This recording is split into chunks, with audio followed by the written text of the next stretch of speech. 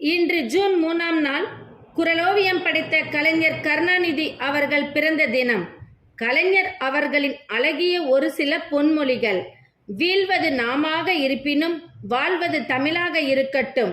முடியுமா நம்மால் என்பது தோல்விக்கு முன்பு வரும் தயக்கம். முடித்தே தீருவோம் என்பது வெற்றிக்கான துவக்கம். எல்லோருக்கும் நல்லவர்களாக நடப்பது முடியாது. எல்லோருக்கும் பகைவனாகவும் கூடாது. மனசாட்சி உறங்கும் போதுதான் மனக்குரங்கு ஊர் சுற்ற கிளம்புகிறது. அளந்து பேசுங்கள், நினைத்து பேசுங்கள், ஆனால் நினைத்ததையெல்லாம் பேசாதீர்கள். வீரன் ஒரு முறைதான் சாவான், கோழை பலமுறை சாவான் என்பதில் ஒரு திருத்தம்.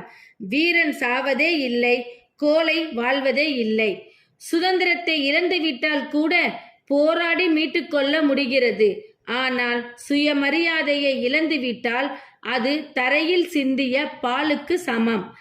மனிதன் தன்னை தவிர வேறு யாருக்கும் தெரியாது என எண்ணிக்கொண்டு செய்கிற ஒவ்வொரு செயலுக்கும் ஒரு சாட்சி இருக்கிறது என்பதை மறந்து விடுகிறான்.